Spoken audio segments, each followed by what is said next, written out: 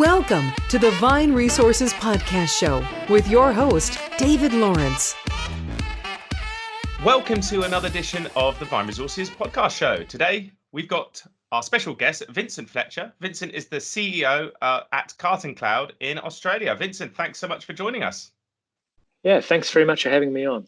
Vincent, I'd love to share a little bit about your story and your background. So before we jump in and ask you some of those questions as well, can you share with our listeners a little bit about who you are and who CartonCloud is, please? Yeah, sure. So CartonCloud is a software company and it makes logistics software for small and medium-sized businesses.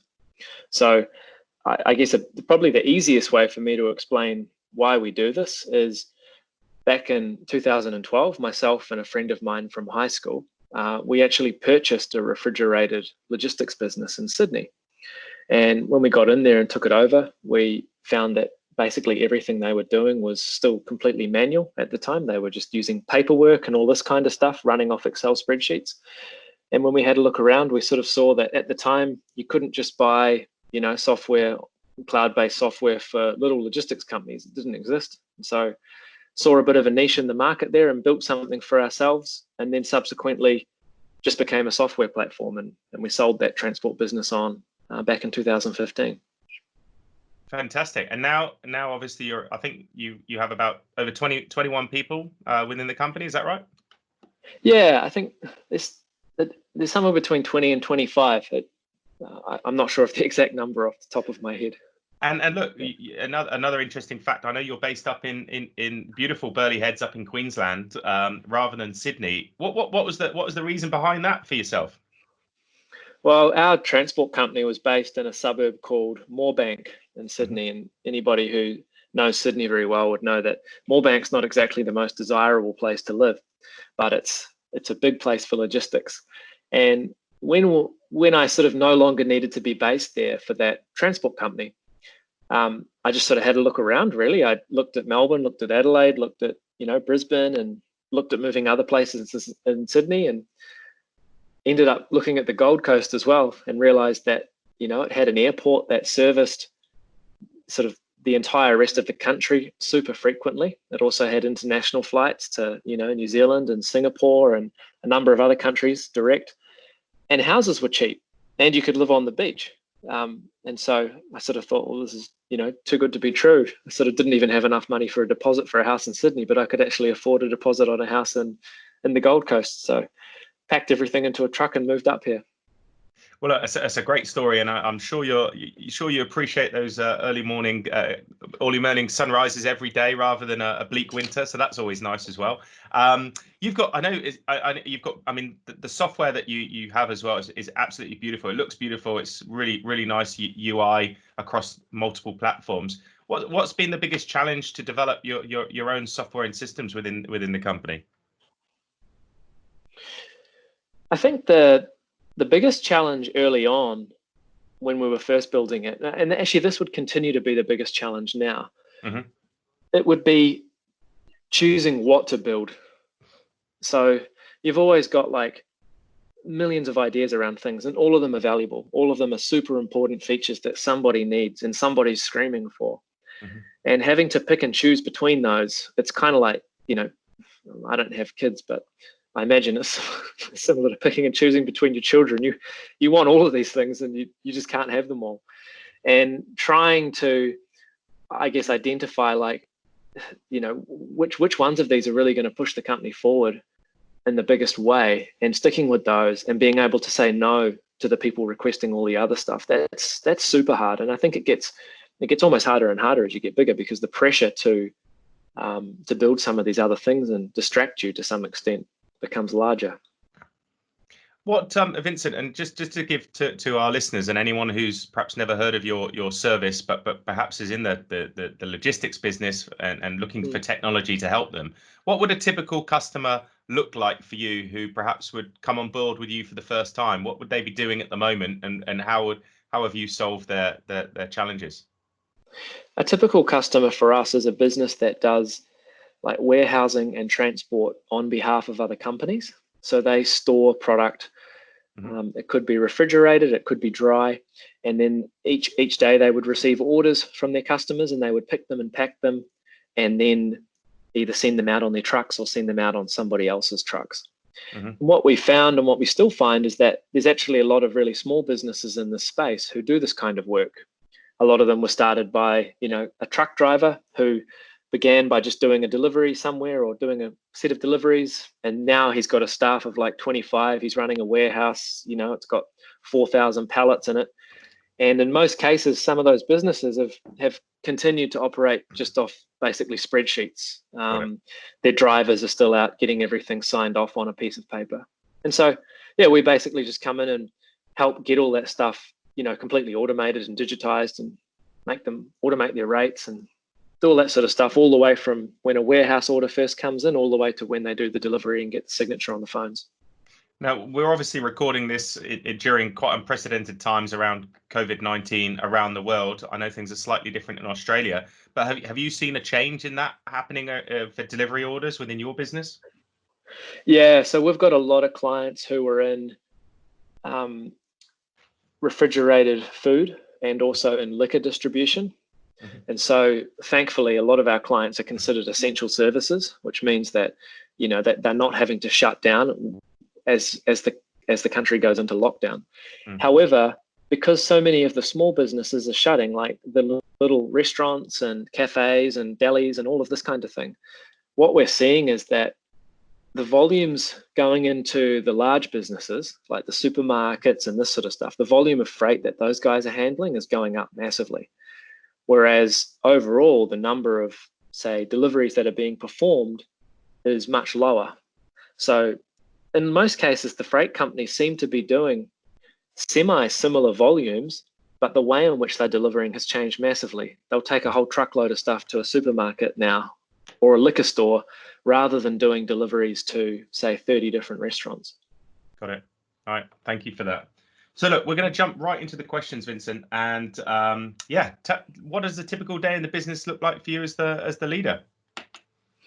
Well, I'm actually still quite heavily involved in the software side of it as well. So I probably, at the moment, my time is probably split about 50-50 between, running the business as a CEO, and the other 50% would be working with the development team and actually still doing quite a lot of coding myself, which, I really enjoy. And that's what I started doing.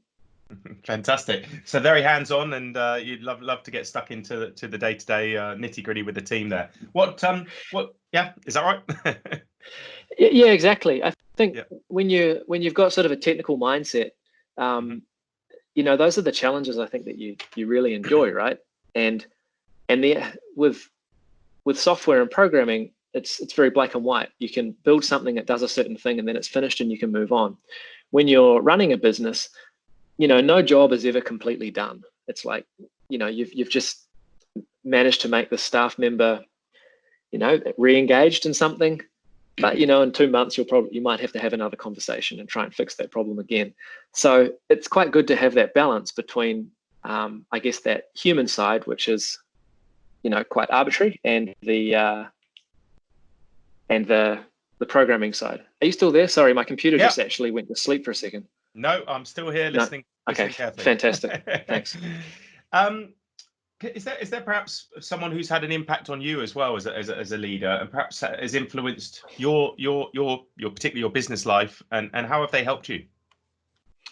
Yeah, I think probably the biggest influence I had was when I first moved to Australia from New Zealand. I just graduated uni and I got a job as an engineer, like a electronics engineer. So I was doing some hardware stuff and also writing software.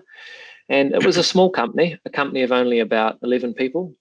And my boss there, a guy, Steve, I think he actually taught me a lot about probably how to interact with staff members in a way that sort of both challenges them, but it's not coming across as, as just someone putting their thumb down on you all the time. It's like getting in the trenches with them and helping them through technical problems and that kind of thing. And I think I started to find that in a lot of the early interviews I was doing with people, a lot of the things that I was saying were things that I had heard him saying in interviews to people at that company. A lot of the way that I would interact with staff was probably modeled off that early on. So I think that really gave me a good leg up. Fantastic. What are you doing within the business to really keep your employees engaged? I think we probably mix up what we give them quite a lot. Okay. So, a lot of our staff members are programmers, probably half the team is programming. And, when you're programming, you can get deep into some problem for days and days and days. And when you finish something like that, jumping headfirst back into another multi-day problem is often not the thing you want to be doing. You probably want some lighter stuff you can just kind of, feel like you're quickly getting through for a few days. And so I think on the programming side, it's probably that balance between those two that, keeps people interested in the hard stuff, and then also that more easy stuff that's just sort of light and you can get it done quickly. And I think across the other aspects of the business, with the people that, are doing things like helping customers get the product set up and running, and support and sales and that kind of stuff, I think it's probably just challenging them. It's probably giving them, like, hey, I can help you with this, and sort of point them in the right direction, and then letting them go and see if they can figure it out. And really just, I think people get a lot out of that. If they're the right kinds of people, they find the interest in those challenges and trying to get to the bottom of something. And Well, and what do you see as the, if there was a biggest challenge facing, yourself or business leaders right now? Obviously, there's slightly different times, of course, as well. But what would it be, either in a normal times or in these unusual times? I think finding really good staff that you can depend on, that have the right attitude, that fit in well with what your company culture is, or being able to take people and really skill them into that culture. I think that's always the hardest thing, is identifying them, and then once you've got them, keeping them as well. Because the very best people, they won't stay doing the same thing for very long. So you've got to really work to keep those people engaged and happy and enjoying what they're doing as well, and keep them challenged and motivated. I think that's the biggest challenge, because if you've got the right people, the other problems seem to get solved by them. What's the best piece of business advice you've ever been given? I think it was probably just continue to focus on what the customer's pain points are. So it's really easy to think that things that you're building in software are like magical and amazing, and your whole team falls in love with them because it's technically really challenging or something. But if it's not really focused in on a customer's pain point, it's kind of pointless. Like, you might as well go and find something else to build, which is way easier. That just solves a problem that they have. And our chairman says this to me a lot. He always just says, look, the one thing you've just got to keep figuring out is what the customer's biggest pain points are, and solving those. And that's absolutely true. That's great advice there. I mean, that happens with a lot of software, or a lot of software companies, where perhaps that can happen. How do you keep that remaining, that focus? How do you do that internally over the months and years, so you really keep true to that purpose? I think one cool thing is that because I'm still quite hands-on, like, I'm working a lot with our operations team. So these are the people who are actually on the front line helping customers get the stuff up and running, who might be going on site to, assist them in their businesses. Right. And so the feedback's coming through basically directly from them, and they're ex-logistics people. And so they're sitting there, and that if they say this is a really big problem for this company, then it is a really big problem for the company. I think having that kind of unfiltered access straight to, myself and the product management team and that kind of thing, and also the developers, helps a lot, because, we'll get ops people just going straight to the devs and saying, hey, like, I need this changed because people can't use it like this. When I do this or this, it doesn't match how they think. And really trying hard to not silo those groups off. I think we went through a bit of a time period where, we probably had some people in the organization that were causing there to be quite a lot more of a wall between the developers and the rest of the company.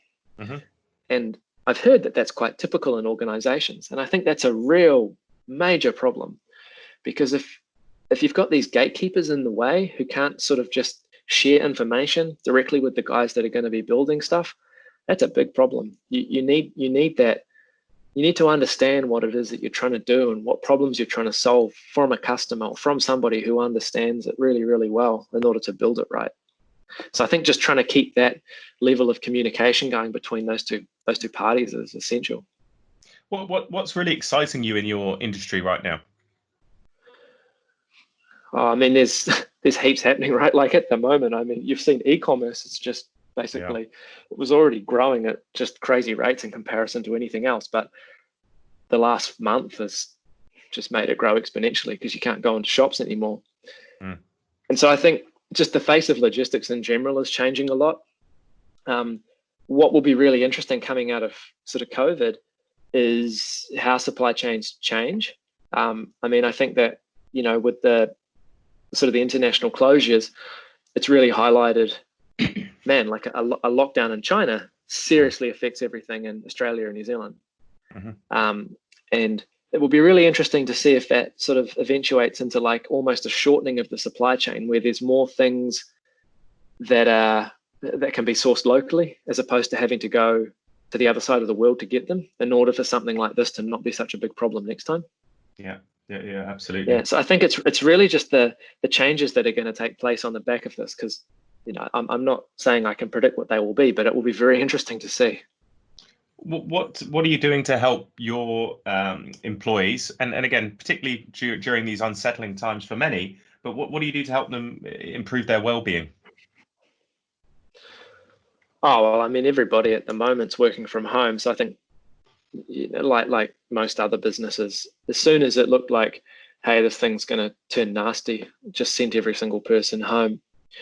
Other than that, to be honest, we would be pretty typical on that front. I don't think that we do anything particularly over and above, that focuses in on that aspect. I think I try and make sure that people just have interesting work, and if they're unwell, they never come into the office. That's sort of the rule, so they don't spread anything. But if you can keep them happy with the stuff that they're doing day to day, I actually think that's the biggest thing for their well-being. If you come in to work every day and it's like, this sucks, I just don't want to do this job anymore, then it doesn't really matter how many feel-good lunches you have or team outings or anything like that. It's not going to work, because the actual core that they spend they're sort of 7 to 8 hours a day doing, that has to be the fulfilling stuff. The other stuff is kind of just, you can do it and it's awesome and it's good, but it's really just fluff. It's like candy, whereas you've got to be feeding them sort of a substantial meal with the actual work that you're giving them as well. Now, I know you said you're originally obviously from New Zealand as well. Is there perhaps a story that you could share from your childhood that influenced your work ethic in later life? I think it's probably come from not trying to blow my own trumpet, but competing at quite a high level in sport. So, all throughout sort of high school and that kind of thing, competing in a number of different sports sort of at a national level, and probably just understanding that you really had to put in a lot of work to even compete on those races, let alone get a placing. And, I find that now I've often come across sort of people with a lot of athletic acumen who make, I think, really good workers, because they understand that like hard work and sometimes just grinding it out pays off. So I think it's probably come through from that. Yeah.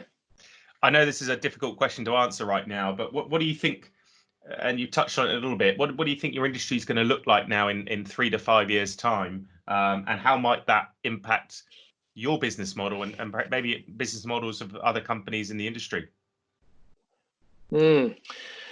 I think we'll absolutely be seeing a lot of drone deliveries happening. Interesting. And I think that will probably be controlled by a very small number of parties, as opposed to right now it being more of a free-for-all for small businesses. Because they can kind of compete with each other. I think it'll be more like sort of the Amazons and that kind of thing, who are operating drones and able to deliver at a fraction of the cost. However, that won't be suitable for things like pallets or kegs of beer, right? It's just going to be too heavy. So if I was in consumer electronics and that kind of stuff and distributing that, I would be probably looking at it and saying, how can I get my delivery cost as close to zero as possible? Because when the drones come, it's going to be really hard to compete if you're still having to pay staff to go out and deliver them. Yeah, absolutely. That's a great point. As you say, I'm not sure how they're going to deliver those pallets, but that'd be interesting. Autonomous vehicles, maybe. If you had your time again. Yeah. Go on. Sorry, you want to say something? I was going to say, I think you will absolutely have autonomous vehicles taking the freight around. I think, though, when it comes to things like pallets and that sort of stuff, you'll still have an operator in the truck for some time who's not driving, but is helping to load and unload the vehicle. Because I believe that the driving side of it, that's kind of becoming very close to a solved problem. Whereas having robots that can jump in and out of the truck and do all these kinds of things, push a doorbell, like meet somebody, not come across as super creepy. I think that's a much further away than just having driverless vehicles. So I believe that it'll just kind of change the dynamic. It'll almost be like right now, if you've got two guys going out in a truck together, you have sort of one driving and one kind of helping them. I think basically you'll have the same ability, but just with a single person. Yeah, got it. If you had your time again, Vincent, and you were giving your 20-year-old self advice, what's the one thing that you'd say to yourself? Put all your money in Ethereum and Bitcoin, and then sell it when it goes over $20,000 a coin. Fantastic. Did you have some experience with that? Yeah, I did. I managed to do okay out of it, but I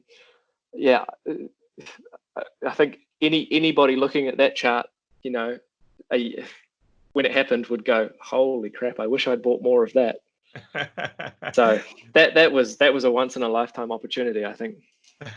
Vincent, thanks for sharing those answers with us and giving us your time. If people want to find out more about yourself, they want to find out more about CartonCloud, what's the best way that they can connect with you or find out more? Yeah, well, send me an email, vincent.fletcher@cartoncloud.com.au, or just jump on the website, which is cartoncloud.com. You can find me through LinkedIn and that sort of stuff. But to be honest, just send me an email. If it's of interest, then I'll reply. If it's not, then I won't. Vincent, thanks so much for your time. All the best for the business. Thank you very much. We really hope you enjoyed the podcast today. If you want to listen to more exclusive tips and life lessons from our guest, go to the resources page at vineresources.com.